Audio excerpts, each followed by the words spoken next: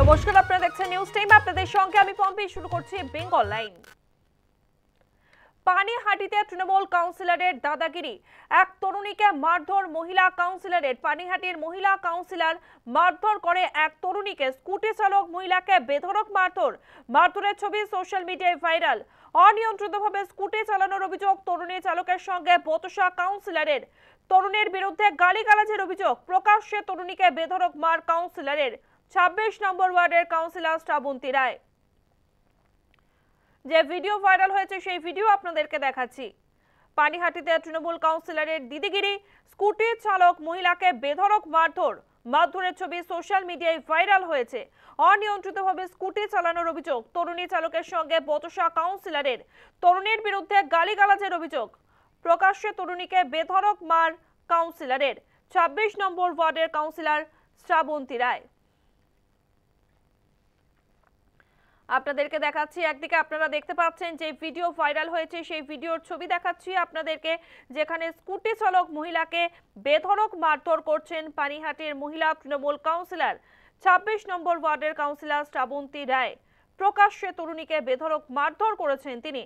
তরুণী চালকের সঙ্গে প্রথমে বচসা, তরুণীর বিরুদ্ধে গালিগালাজের অভিযোগ করেছেন 26 নম্বর ওয়ার্ডের কাউন্সিলর শ্রাবন্তী রায়।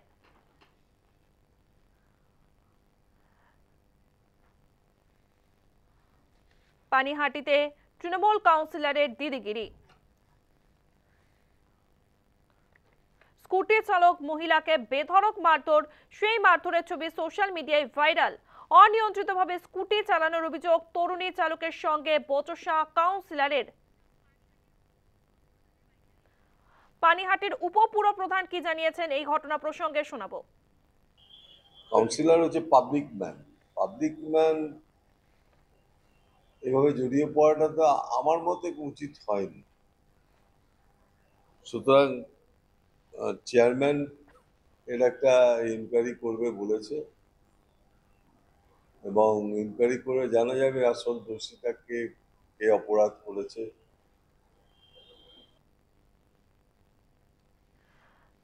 এই মুহূর্তে আমরা যে খবরের দিকে নজর রেখেছি, পানিহাটিতে তৃণমূল কাউন্সিলরের দিদিগিরি, স্কুটি চালক মহিলাকে বেধড়ক মারধর করেছেন তিনি। মারধরের ছবি সোশ্যাল মিডিয়ায় ভাইরাল।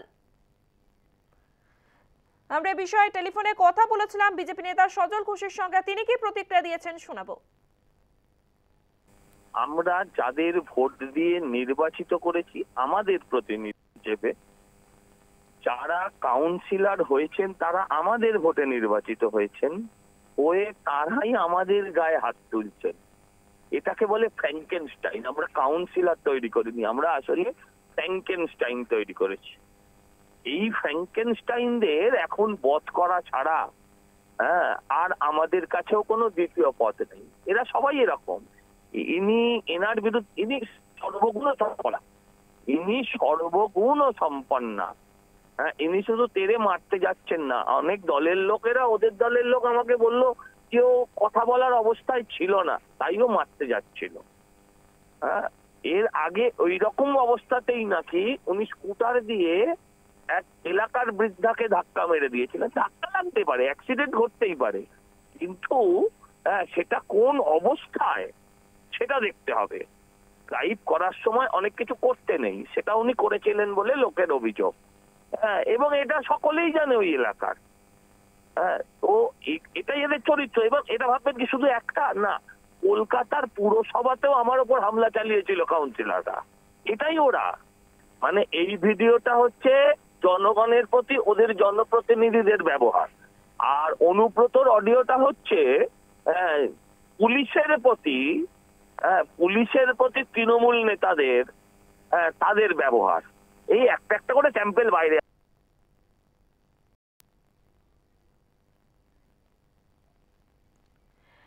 পানিহাটিতে তৃণমূল কাউন্সিলরের দিদিগিরির কথা বলছে 26 নম্বর ওয়ার্ডের তৃণমূল কাউন্সিলর শ্রাবন্তী রায়।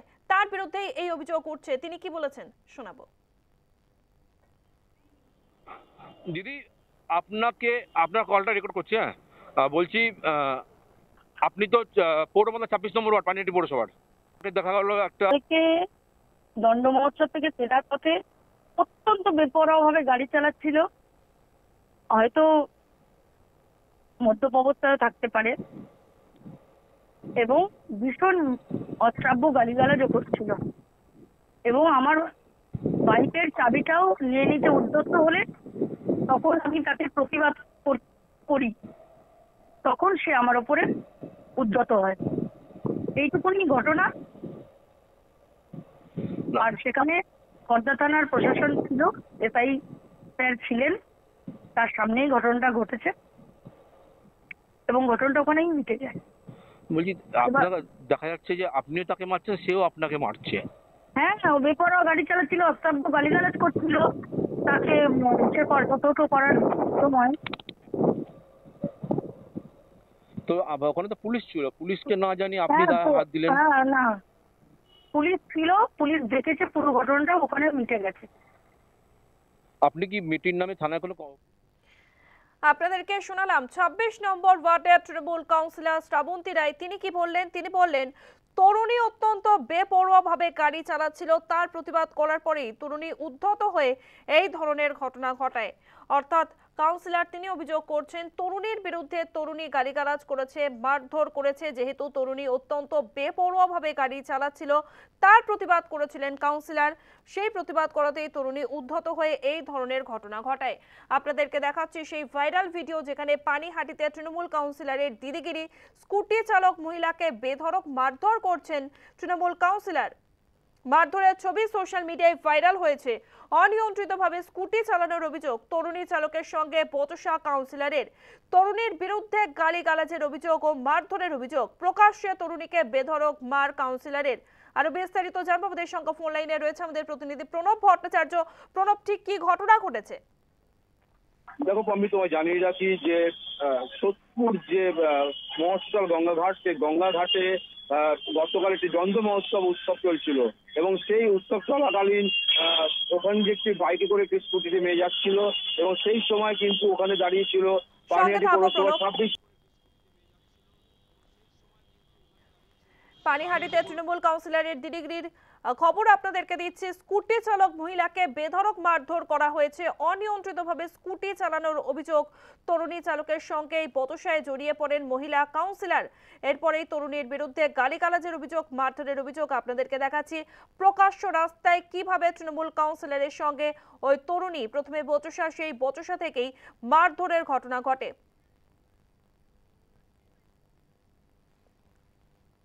আমাদের সঙ্গে রয়েছে আমাদের প্রতিনিধি প্রণব ভট্টাচার্য। প্রণব, পানিহাটিতে যেখানে তৃণমূল কাউন্সিলরের দিদিগিরির অভিযোগ উঠছে এবং ঠিক কি ঘটনা ঘটেছে, কি অভিযোগ, কি পাল্টা অভিযোগ সামনে আসছে? দেখো তোমার জানিয়ে রাখি যে গতকাল পানিহাটি দ্বন্দ্ব মহোৎসব ছিল।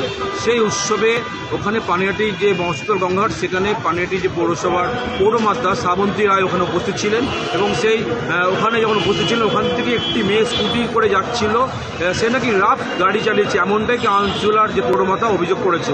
এবং তারই তখন প্রতিবাদ করতে গিয়ে তখন সেই মহিলার সাথে, সেই তরুণীর সাথে পৌরমাতার কিন্তু বচসা হয় এবং সেই বচসা কিন্তু ঝামেলা অশান্তি এবং শেষ পর্যন্ত হাতাহাতিতে সৃষ্টি হয় এবং তারপরে কিন্তু সেই হাতাহাতি চরম পর্যায়ে পৌঁছায়। ঘটনাস্থলে কিন্তু পুলিশ প্রশাসন ছিল, এমনটা কিন্তু পৌরমাতা কিন্তু ফোনে জানিয়েছেন আমাদেরকে। কিন্তু যেহেতু তিনি প্রতিবাদ করেছেন এবং প্রতিবাদ করার জন্যই তাকে চড়া হয়েছে এবং সেই প্রতিবাদে কিন্তু পাল্টা কিন্তু মারধর করেছে পৌরমাতা, তিনি এটাই জানিয়েছেন। এই বিষয়ে কিন্তু বিজেপির পক্ষ থেকে পরিষ্কার জানানো হয়েছে যে এটা যদি তৃণমূলের কালচার, যদিও এই ঘটনাকে কিন্তু গুরুত্ব দেয়নি এবং এই ঘটনা কি তৃণমূলের কালচার, যদিও এই ঘটনাকে কিন্তু যে এটা চেয়ারম্যান একটি তদন্ত কমিটি গঠন করবে এবং তদন্ত করে দেখা হবে এবং এই ঘটনার পরিপ্রেক্ষিতে এখনো পর্যন্ত পৌরমাতার তরফ থেকে কিন্তু কোনো অভিযোগ না হলেও কিন্তু যথেষ্ট ভাইরাল হয়েছে এবং চাঞ্চল্য ছড়িয়েছে এই ঘটনার পরিপ্রেক্ষিতে। ধন্যবাদ। আমাদের সঙ্গে ছিল আমাদের প্রতিনিধি প্রণব ভট্টাচার্য।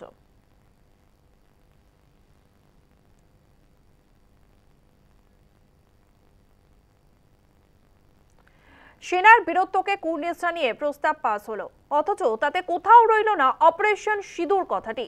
বিধানসভায় মমতা বন্দ্যোপাধ্যায়, শুভেন্দু অধিকারীর তুমুল কথা কাটাকাটি। আপনি ফ্যাশন ডিজাইন নিয়ে কথা বললে শুনবো, অগ্নিমিত্রা পালকে আক্রমণ করে বললেন মুখ্যমন্ত্রী। মঙ্গলবার ওবিসি সংরক্ষণ নিয়েও মুখ্যমন্ত্রী বিরোধীদের আক্রমণ করেন। ধর্মের ভিত্তিতে সংরক্ষণ করা হচ্ছে না, বিধানসভায় ওবিসি নিয়ে বললেন মমতা বন্দ্যোপাধ্যায়।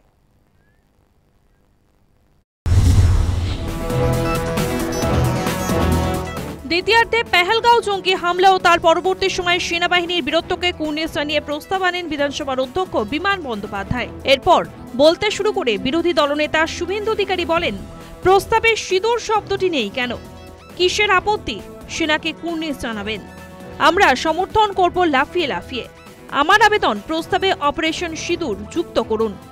মুখ্যমন্ত্রী বলতে শুরু করে বিজেপি সদস্য অগ্নিমিত্রা পালকে আক্রমণ করেন।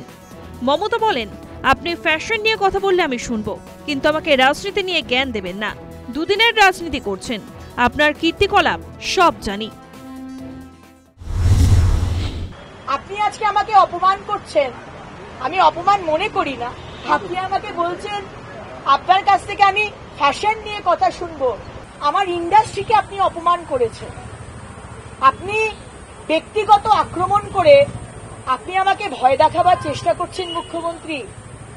আপনি আমাকে থ্রেট দিচ্ছেন, যে থ্রেট কালচারের কথা আমরা সবসময় শুনি এবং বুঝি।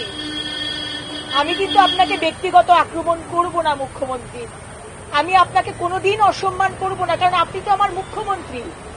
ইচ্ছে করলে আমি দীপক ঘোষের বইটা এনে এখন পড়তে পারতাম, কিন্তু আমার সেই রুচি নেই মুখ্যমন্ত্রী। এই মুখ্যমন্ত্রী মহিলা বিধায়ক অগ্নিমিত্রা পালকে তার পরিবার, তার ব্যক্তিগত জীবন নিয়ে আক্রমণ করেছেন। অত্যন্ত কুরুচিকর, নিম্নরুচি। আমরা অনেকবারই বলেছি যে কালীঘাটের নালার নর্দমার পাশে থেকে থেকে এনার আচার আচরণ, মুখের ভাষা নর্দমার মতোই হয়েছে। আমরা উঠে দাঁড়িয়ে ছি মমতা, ছি মমতা, ছি মমতা উনার সামনে করেছি। এরপর বিজেপি সদস্যরা মুখ্যমন্ত্রীর ভাষণ নিয়ে অধ্যক্ষের দৃষ্টি আকর্ষণ করেন। মুখ্যমন্ত্রীর উদ্দেশ্যে ছি ছি স্লোগান দিতে থাকেন।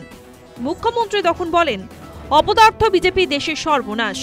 আপনি একজন বিরোধী দলনেতা, দেশের পক্ষে লজ্জার। মুখ্যমন্ত্রী বলেন, জঙ্গিরা কিভাবে ঢুকলো? এরপরেই মুখ্যমন্ত্রীর সঙ্গে বিরোধী দলনেতার কথা কাটাকাটি শুরু হয়। শুভেন্দু অধিকারী বলেন, সব জঙ্গিদের যোগ সাজস আছে। মুখ্যমন্ত্রী বলেন, আপনি খুব মিথ্যা কথা বলেন, বাজে কথা বলেন। আপনাদের বিদায় নেওয়া উচিত, পদত্যাগ করা উচিত। ওবিসি সংরক্ষণের আজ এসে পড়ল বিধানসভাতেও। ওবিসি প্রসঙ্গটি বিধানসভায় তোলেন বিরোধী সদস্যরা। অভিযোগ ওঠে, ওবিসি সংরক্ষণের সংখ্যালঘু সম্প্রদায়কে বাড়তি সুবিধা দেওয়া হচ্ছে। সেই বক্তব্যের উত্তরেই বলতে শুরু করেন মুখ্যমন্ত্রী। মুখ্যমন্ত্রী বলেন, ধর্মের ভিত্তিতে সংরক্ষণ করা হচ্ছে বলা হচ্ছে, এটা সম্পূর্ণ ভুল।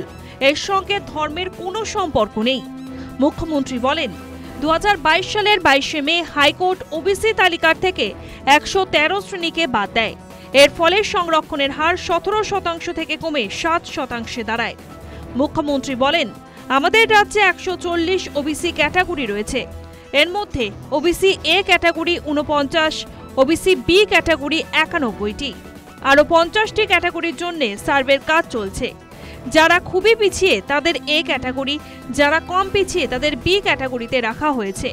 শুভেন্দু অধিকারী বলতে শুরু করলে স্পিকার তাকে বাধা দেন বলে অভিযোগ। প্রতিবাদে বিজেপি বিধায়করা ওয়াকআউট করে। শুভেন্দু অধিকারী অভিযোগ করেন, উচ্চ মাধ্যমিক উত্তীর্ণরা ভর্তি হতে পারছেন না ওবিসি সংক্রান্ত জটিলতার কারণে। গত 7ই মে রেজাল্ট বেরোনোর পরে অদ্যাবধি ফার্স্ট ইয়ারে অ্যাডমিশন শুরু হয়নি। মুসলমানদেরকে ওবিসি করবে বলে মমতা ব্যানার্জি এত লক্ষ লক্ষ ছাত্রছাত্রী, অভিভাবক, অভিভাবিকাদের পথে বসিয়েছেন। এটা কোনো বছর হয়নি। 7ই মে এইচএস এর রেজাল্ট, আজকে 10ই জুন, নোটিফিকেশন হয়নি। আমরা এই বিষয়ে আজকেও কলিং অ্যাটেনশন দেওয়া হয়েছে। সোমবার দিন আমাদের শিক্ষক বিধায়করা এটা নিয়ে জোরদার বিরোধ করবে, আমরা সাথে থাকব। সংখ্যাগরিষ্ঠতার জোরে প্রস্তাব পাস হয়। তবে বাদল অধিবেশনের প্রথম দিনেই যে আভাস মিলল তাতে বলাই যায় গোটা অধিবেশনেই উত্তপ্ত হতে চলেছে। News time. শ্বেতা খানের আরো কীর্তি ফাঁস হয়েছে। কোন কীর্তি ফাঁস হলো জানাবো একটা বিরতির পরে। শ্বেতা খানের আরো কীর্তি ফাঁস হয়েছে। মোটা সুদের কারবার চালাতো এই শ্বেতা খান। শুধুমাত্র তাই নয়, এমনকি জমি জবরদখল করতো এই শ্বেতা খান। তার পাশাপাশি তার শ্বশুর বাড়ির সম্পত্তিও দখল করেছে শ্বেতার ফ্ল্যাটের পিছনে উদ্ধার হয়েছে মাথার চুল। সোদপুরের নির্যাতিতা তরুণীর চুল কিনা তাও খতিয়ে দেখা হচ্ছে। আমাদের সঙ্গে রয়েছে আমাদের প্রতিনিধি শান্তনু করণ। শান্তনু, শ্বেতা খানকে নিয়ে একের পর এক চাঞ্চল্যকর তথ্য সামনে আসছে। এখনো পর্যন্ত কি কি আপডেট রয়েছে?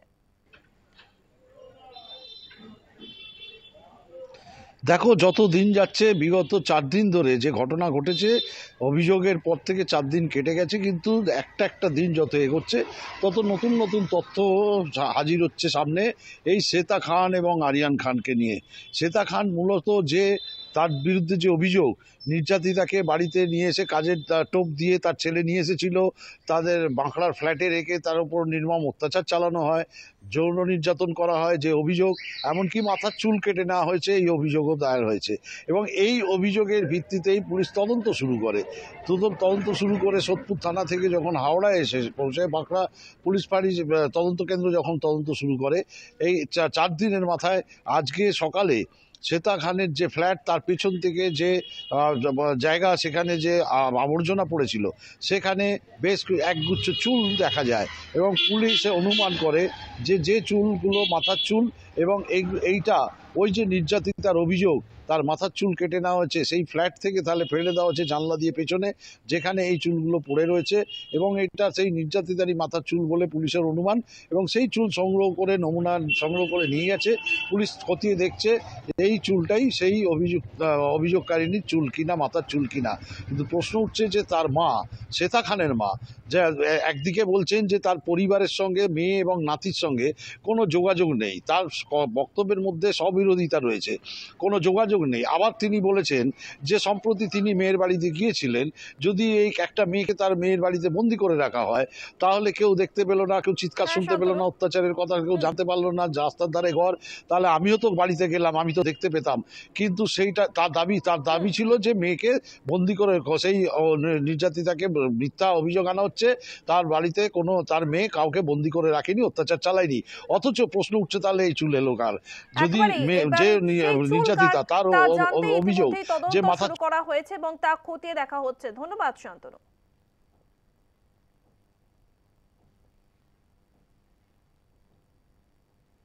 মহেশতলা কাণ্ডে এখনো নিখোঁজ নাবালক। মঙ্গলবার পর্যন্ত পুলিশকে সময় বেঁধে দিয়েছে নাবালকের আত্মীয়রা। তার মধ্যে খোঁজ না পেলে বুধবার ইসলামপুর থানা ঘেরাওয়ের হুঁশিয়ারি দিয়েছেন তারা। ঘটনায় সিবিআই তদন্তের দাবি জানানো হয়েছে।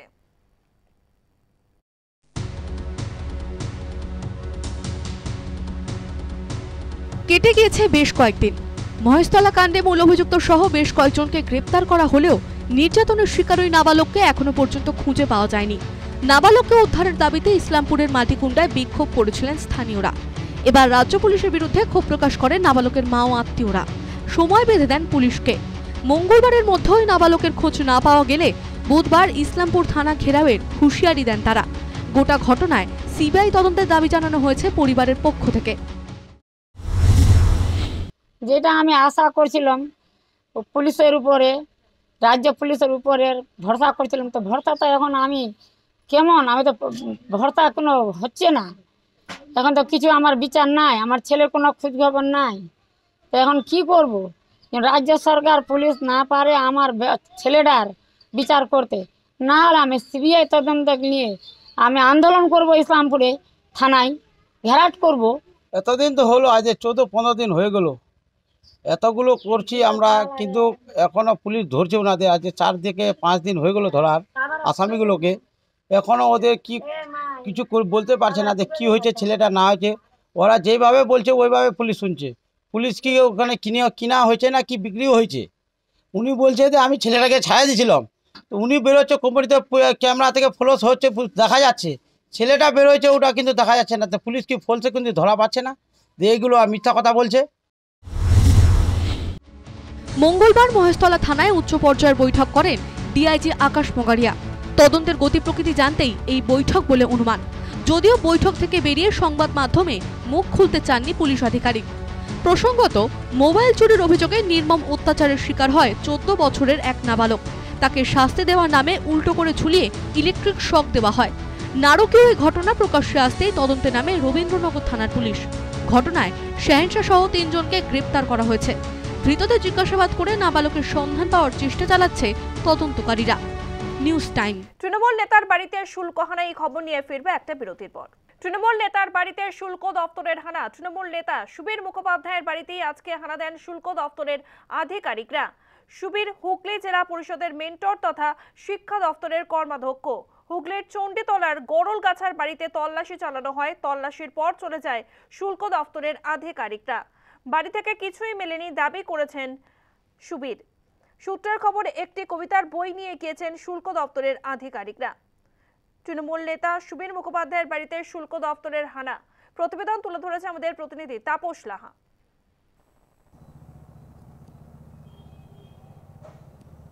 সাত সকালেই শুল্ক দপ্তরের হানা হুগলি জেলা পরিষদের মেন্টর তথা শিক্ষা দপ্তরের কর্মাধ্যক্ষ তৃণমূলের সুবীর মুখোপাধ্যায়ের বাড়িতে। হুগলির চণ্ডীতলার গড়লগাছা বাড়ির পাশাপাশি তার মেয়ের উত্তরপাড়ার ফ্ল্যাটেও এই শুল্ক দপ্তরের আধিকারিকরা তল্লাশি চালায়। প্রায় ঘন্টা 4 ধরে তার বাড়ি এবং ফ্ল্যাটে তার তল্লাশি চালানোর পরে শুল্ক দপ্তরের আধিকারিকরা বেরিয়ে যায়। পরে সুবীর মুখোপাধ্যায় বলেন, তারা তল্লাশি চালানোর পর সে অর্থে কিছুই পায়নি, তাকে ক্লিন চিট সার্টিফিকেটও দিয়েছে। যাবার সময় তার তার লেখা দুটি বই তাদের পছন্দ হওয়ায় তারা পড়ার জন্য নিয়ে গেছে। স্বাভাবিকভাবেই এই ঘটনায় সুবীরবাবু জানান যে এটা কি কারণ পরিষ্কার না হলেও তাদের কাছে অভিযোগের ভিত্তিতেই তার বাড়িতে এই তল্লাশি চালিয়েছে। সমস্ত বিষয়টাই তিনি দলের ঊর্ধ্বতন কর্তৃপক্ষকে জানিয়েছে। যদিও এই ঘটনার পেছনে দলীয় কোনো কোন্দল বা এর পেছনে অন্য কি কারণ আছে তা পরিষ্কার না করলেও তিনি যেটা জানিয়েছেন পরে বিস্তারিতভাবে সংবাদ মাধ্যমকে জানাবো। স্বাভাবিকভাবেই এই ঘটনায় চাঞ্চল্য ছড়ায় এলাকায়। হুগলি থেকে ক্যামেরায় শুভাশিস প্রামাণিকের সাথে তাপস লাহা, নিউজ টাইম। তৃণমূল নেতা সুবীর মুখোপাধ্যায়ের বাড়িতেই শুল্ক দপ্তর হানা দেয়। কি জানিয়েছেন সুবীর মুখোপাধ্যায়, শোনাবো। মানুষ ওনারা বলেন আমরা কাস্টমস থেকে এসেছি, আপনার এখানে আমাকে সার্চিং অর্ডার আছে, এটা এই সার্চ অর্ডারে সার্চ করুন। কিন্তু এখন তো জানেন দিনকাল খুব খারাপ, কোনো মানুষ অনেক সময় ভুয়ো দিয়ে চলে আসে বাড়িতে সকালবেলা। আমরাও কাস্টমস বলতে বুঝিনি, কাস্টমসের সঙ্গে আমাদের কোনো সম্পর্ক নেই, কাস্টমসের বিন্দু বিসর্গের সঙ্গে আমাদের কোনো সম্পর্ক নেই, আমাদের পরিবারের কারোরই নেই। তো যাই হোক, আমি লোকাল থানার ওসিকে আমার সিকিউরিটিকে ইনফর্ম করলাম, সিকিউরিটি এলেন, লোকাল থানার ওসি এলেন। তারপর তারা কাগজপত্র দেখিয়ে বললেন যে কেউ কমপ্লেন করেছে আমার নামে, তাই কাস্টমস থেকে আমার বাড়ি সার্চ করতে। তা আমার বাড়িতে যথেষ্ট সহযোগিতা করেছেন তারা, কোনো জায়গা সার্চ করতে বাদ দেননি। গোডাউন, যেটা পার্টির গোডাউন, সেটাও সার্চ করেছেন, আমাদের ঠাকুরঘর করেছেন, বাথরুম সার্চ করেছেন। এবং সত্যি সার্চ করার সময় ওনারা বলছেন আমাদের কিছু করার নেই, আমরা একটা সিজার পেয়েছি এবং এইটুকুই শুধু আমি এখন বলবো। আমি দলের ঊর্ধ্বতন কর্তৃপক্ষকে ইতিমধ্যে জানিয়েছি, কারণ সার্চিং চলাকালীন আমাদের ফোনগুলো পর্যন্ত ওনারা সিজ করে রেখেছিলেন। আমাদের বাড়ির সকলের ফোন সিজ করা ছিল, বাড়িতে কারোর প্রভৃতির অধিকার বন্ধ ছিল। এর সাথে সাথে আমার মেয়ে যে ডানকুনির ফ্ল্যাট থাকে, সেই ফ্ল্যাটও তারা সার্চ করেছে এবং সার্চ করেছে। সেখানে শুধু একটাই কথা বলবো, সার্চের পরে তারা যা রিপোর্ট দিয়ে গেছে, সেই সার্চ রিপোর্টে নীল, আমার বাড়িতে আমার ফ্ল্যাটে কিচ্ছু পাইনি।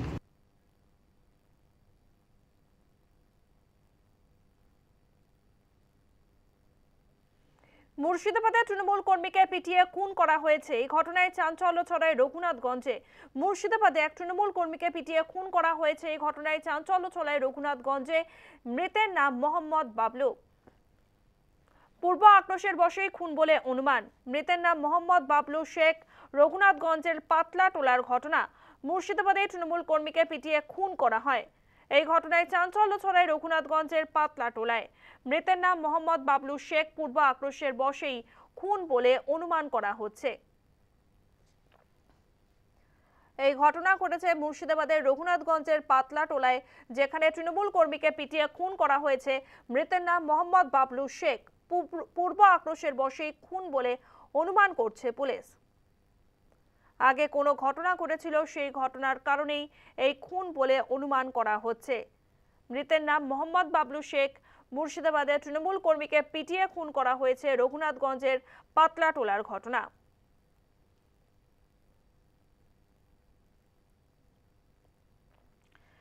তৃণমূল কর্মীকে পিটিয়ে খুন করা হয়েছে মুর্শিদাবাদের রঘুনাথগঞ্জে।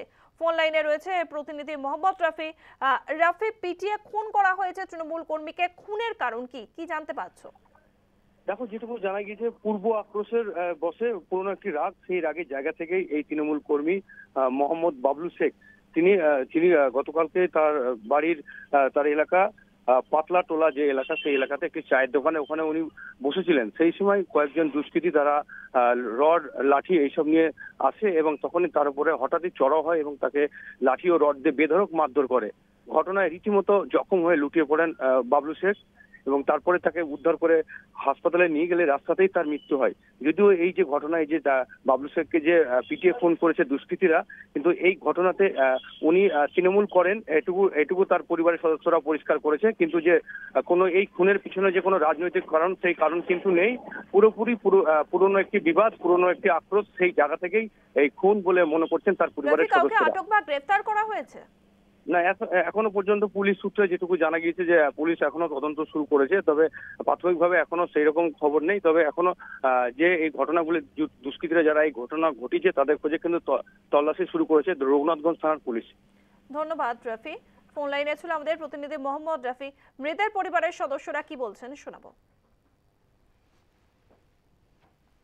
বাবা করতে গেছিল, ওই খাওয়া দাওয়া করে নদীর ধারে বসেছিল, বসে থাকাতে কি বলছে নাজিরের বাটা মেরে দিয়েছে, রডের বাড়ি এরকম জায়গা মেরে দিয়েছে। বাবা এরকম করতে আর নাই, কি করছে বিশ্বাস করা নিয়ে আসতে শেষ। কি রড দিয়ে মেরেছে? রড দিয়ে মেরেছে স্যার। কোনো অশান্তি ছিল? হ্যাঁ, আগে থেকে গ্রামে ঝামেলা তো যাও আছে, বাবার সাথে কোনো রকম ঝামেলা কিছু নাই।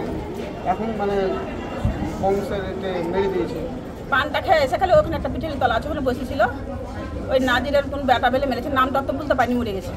কি কারণ, কি মারা কারণটা কি? ঝগড়াঝাটি তো নেই, এসে রডের বাড়ি বেলে মেরেছে। আমি তো বাড়িতে ছিল। কি করে ওরা? ওরা কি করে? পার্টিতে একটাই, পার্টি মাটি নেই।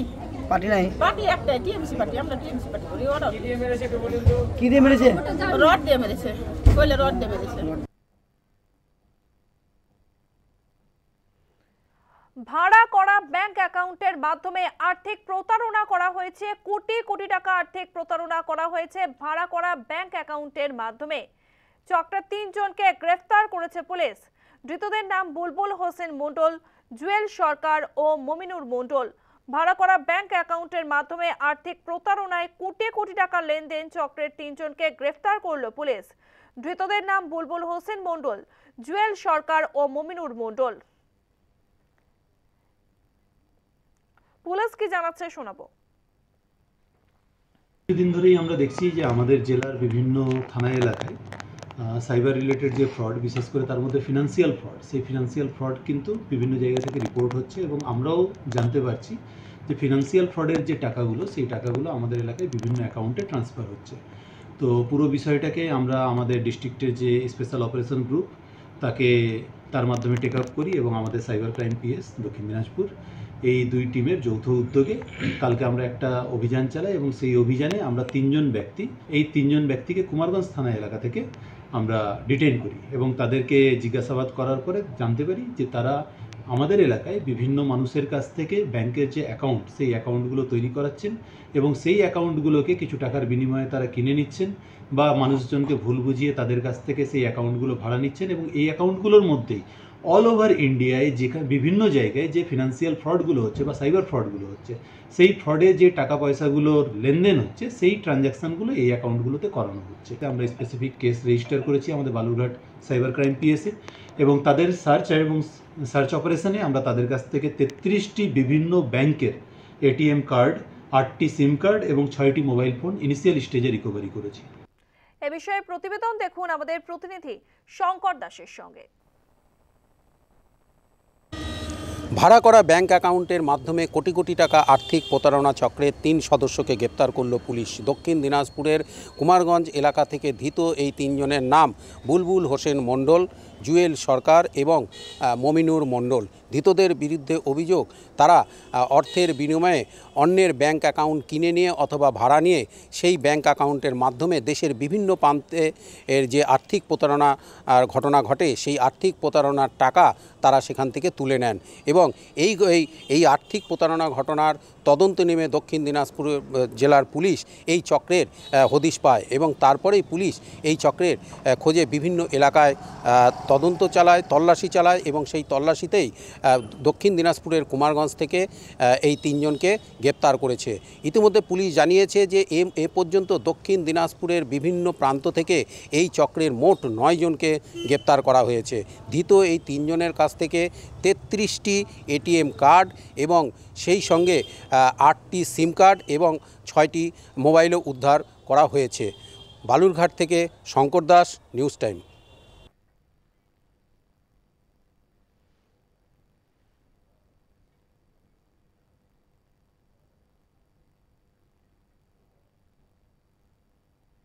গণপরিবহনে বড় স্বস্তি, বাতিল হচ্ছে না 15 বছরের পুরনো বাস, কিন্তু রাস্তায় চলার জন্য যোগ্য হতে হবে বাসগুলিকে। চূড়ান্ত সিদ্ধান্ত কলকাতা হাইকোর্টের। বছরে 2 বার করাতে হবে পরীক্ষা। পরীক্ষায় পাস করলে তবেই শহরের রাস্তায় চলাচল করতে পারবে বাস।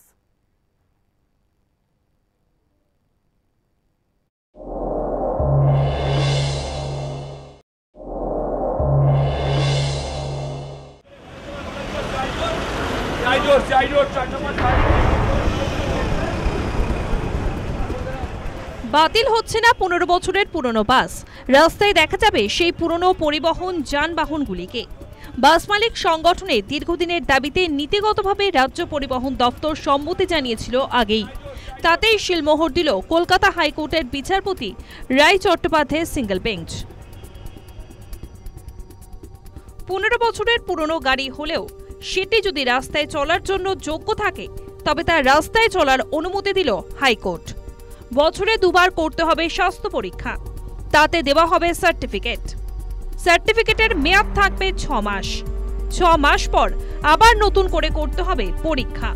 প্রতিটি সংগঠন 12,500 টাকা সার্টিফিকেট অফ ফিটনেস এবং 100 টাকা দূষণ পরীক্ষার জন্য দেবে। এই মূল্যের বিনিময়ে বছরে 2 বার করে ফিটনেস সার্টিফিকেট ইস্যুতে সম্মত হয়েছে। সোমবার রাজ্যের সঙ্গে এই ব্যাপারে 6টি বাস মালিক সংগঠনের চূড়ান্ত বৈঠক হয়। হাইকোর্টের সিদ্ধান্তে স্বস্তি নেমে এসেছে বাস মালিক সংগঠনে। 15 বছরের বেশি পুরনো বাস বাতিল করতে হলে একসঙ্গে প্রচুর সংখ্যক বাস কমে যেত। অসুবিধায় পড়তেন বাস মালিকরাও। উল্লেখ্য, পরিবহন দপ্তর নির্দেশ দিয়েছিল 15 বছরের বেশি পুরনো সমস্ত বাস বাতিল করতে হবে। চলতি বছরের শুরুর দিকে বেপরোয়া বাসের চালকদের নজরবন্দি করার জন্য এক অভিনব উদ্যোগ নেয় পরিবহন দপ্তর। যাত্রী সাথী অ্যাপ চালু করার সিদ্ধান্ত নেয় পরিবহন দপ্তর। আপাতত 10টি রুটে পরীক্ষামূলকভাবে যাত্রী সাথী অ্যাপ চালু করতে চায় পরিবহন দপ্তর। সরকারি বাসের সঙ্গে বেসরকারি বাস এমনকি মিনি বাসের উপর ট্র্যাকিং এর মাধ্যমে রাখা হবে কড়া নজর। সব মিলিয়ে হাইকোর্টের রায় স্বস্তির নিঃশ্বাস ফেলেছে বাস মালিক সংগঠন। News time. বেঙ্গল লাইন আজকের মতো এই পর্যন্তই। বিরতির পর দেখুন নিউজ এক্সপ্রেস। রাত 8টায় স্বপ্নার সঙ্গে দেখুন নেশন টাইম।